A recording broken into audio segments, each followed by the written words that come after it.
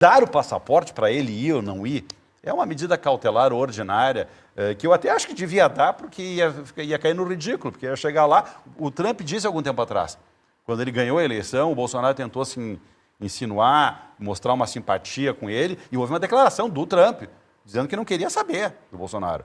Por quê? Porque, claro, o cara é presidente dos Estados Unidos, ele vai ter que ter uma relação com o Brasil, ele não vai querer pegar e ficar participando de uma pessoa que, quer queira ou não, o Trump, com todas as polêmicas que tem, ele é presidente eleito e vai ser o presidente dentro de alguns dias. Agora, ele vai querer se envolver com uma pessoa que provavelmente vai estar preso daqui a alguns dias. Deixa eu trazer um pouquinho para uma linguagem mais simples, assim, fugindo um pouquinho do juridiquês. O pano de fundo do debate, muita gente está aqui também se manifestando na internet, se der o passaporte, ele viajar, há risco de fuga? Obviamente há. Doutor Paulo. Então, Rodrigo, perdão. Risco de fuga há para qualquer pessoa que está na rua, certo? Porque a fronteira seca do Brasil é gigante. Então, se o ex-presidente Bolsonaro tivesse interesse em fugir do país a qualquer momento, primeiro que ele não teria retornado ao Brasil quando ele deixou o poder lá em 31 de dezembro de 22, certo? E ele retornou ao Brasil, mesmo sabendo todos os acontecimentos que estavam se desenrolando no Brasil. E ele voltou para cá, cumpriu todas as medidas que foram determinadas para ele desde então. Atualmente, se ele quisesse sair, ele poderia muito bem sair por qualquer fronteira seca do país. Tranquilamente.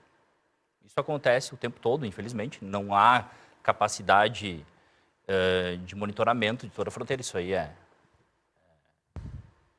notório e é de domínio público. Então, não há razão, não há temor de fuga.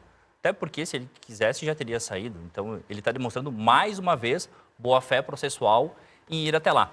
E até tem a questão do convite, e aí eu acho que o doutor Paulo acho que não teve acesso ao convite efetivo que foi enviado para o gabinete do deputado Eduardo Bolsonaro. Sim, isso. Até foi feita uma tradução juramentada e o convite ele foi direcionado especificamente para o presidente Bolsonaro, lá da coordenação da campanha do presidente Donald Trump. Então, esse convite enviado para o presidente Bolsonaro, ele é muito diferente daquele padrão que quando a pessoa entra lá no site da campanha e se cadastra. São coisas absolutamente distintas. Um é extremamente personalizado, saído de dentro do gabinete, lá alguém redigiu o e-mail propriamente, e o outro é um convite padrão. Então, eu sei que tem repercutido muito nas redes esse convite padrão, mas não é o caso desse específico que foi enviado por gabinete do deputado Eduardo Bolsonaro. Então, esse risco de fuga não tem. Até porque o presidente Bolsonaro, pelo que a gente tem conhecimento, ele é muito apegado à família. E a família dele toda está aqui, ele tem netos, tem filhos, e ele opta, de acordo com as declarações que a gente ouve, em ficar no Brasil para ficar próximo da família. Então, não se percebe, não se sente risco de fuga, de forma alguma, muito antes pelo contrário. Ele é patriota, é muito ligado à família, e ele tem fé que as coisas vão se resolver aí ao longo do tempo. E também essa questão de duvidar que o convite enviado pela campanha do presidente eleito Donald Trump é falso, ou seria falso, é algo de extrema gravidade. E do ponto de vista diplomático, gera um ruído muito grande. Então, amplificar esse ruído não é bom para as relações brasileiras. Relações bilaterais brasileiras, Estados Unidos, Brasil. Seria importante se o ministro Moraes entendesse que tem que ter uma aproximação apaziguadora com o governo americano, em reconhecer que esse convite, que aquele e-mail, é legítimo, porque, caso contrário, o Bolsonaro poderia, inclusive, ser processado por falsidade documental. Então, é um risco muito grande o presidente Bolsonaro criar um e-mail desses, né? Mentir uma coisa tão importante, ainda mais dizendo que teria vindo de um governo, da campanha de um presidente americano, né? Que eles levam muito a sério essa questão da boa-fé.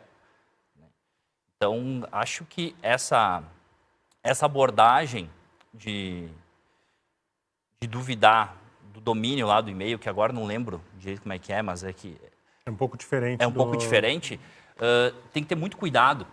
E o gabinete do ministro Alexandre de Moraes é muito competente e eles têm toda a capacidade técnica de analisar aquele domínio, aquelas Você acha que informações pode estar havendo má fé? para ver se está havendo má fé.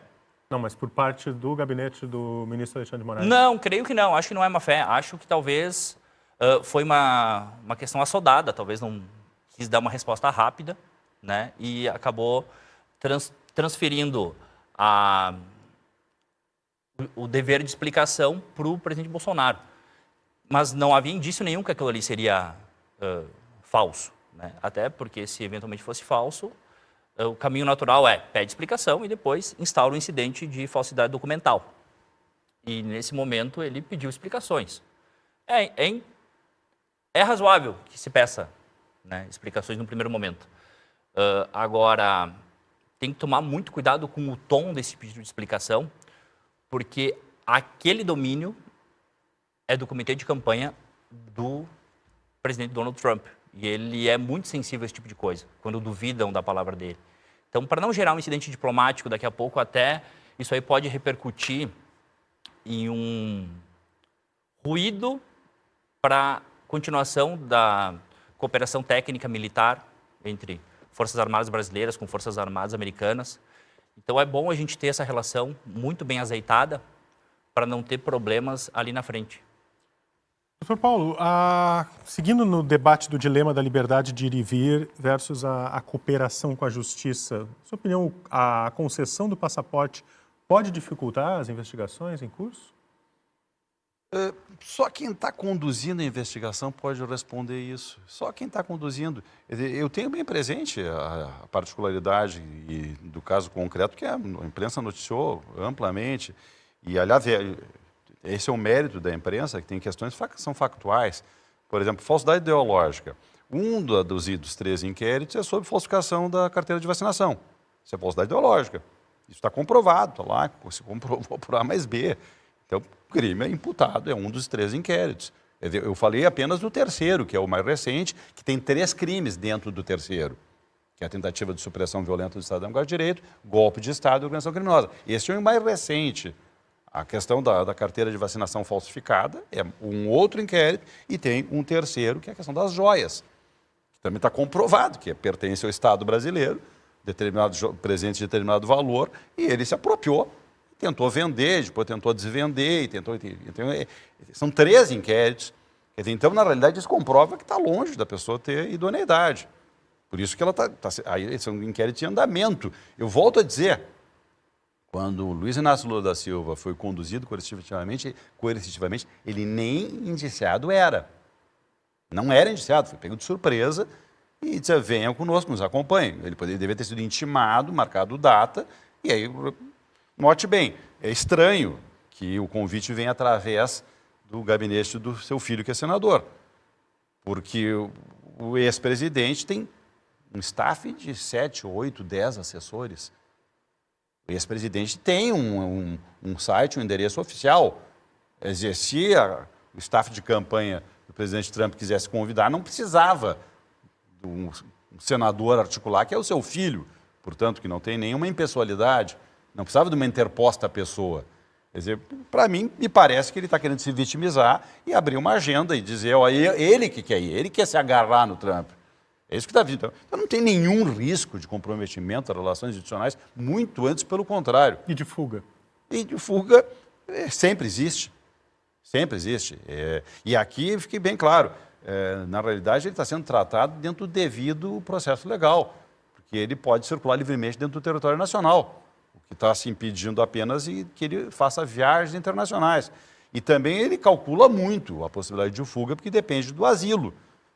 Não adianta ele pegar e cruzar a fronteira e ele ficar com visto de turista, que é esse o visto que existe.